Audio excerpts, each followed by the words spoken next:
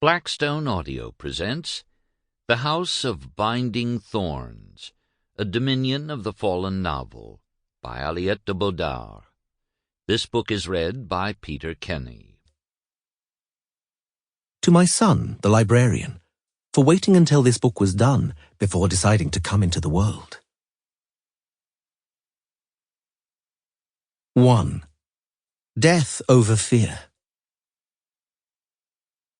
In the House of Hawthorn, all the days blurred and merged into one another, like teardrops sliding down a pane of glass. Madeleine couldn't tell when she'd last slept, when she'd last eaten, though everything tasted of ashes and grit, as if the debris from the streets had been mixed with the fine food served on porcelain plates. Couldn't tell when she had last woken, tossing and turning and screaming, reaching for a safety that wasn't there anymore. And she couldn't tell exactly when she had last had angel essence, but she didn't need to. It was an emptiness within her, a feeling that someone had torn out a chunk of her heart and hadn't bothered to kill her afterward. It was the presence in her mind, like a tree of thorns. The inescapable knowledge that he was with her no matter what she did, that he had found her, dragged her there, that he would never let her go. Asmodeus. Madeleine stared at her hands and found them shaking.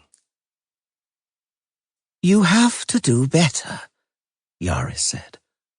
Her smooth, ageless face was creased in a frown, the white of her doctor's coat in sharp contrast to the olive tones of her skin.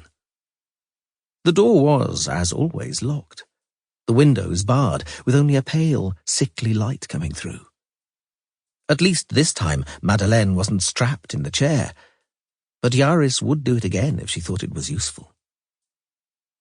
Everything seemed unbearably real, unbearably sharp. The red flowers on the wallpaper, the embroidered trees and birds on the bed cover, and the faint smell wafting from Yaris, bergamot and orange blossom, and some exotic wood. His scent. Her hands were shaking again. In front of Yaris, on the mahogany desk that stood between them, was a container filled with a fine light-coloured dust. Angel essence.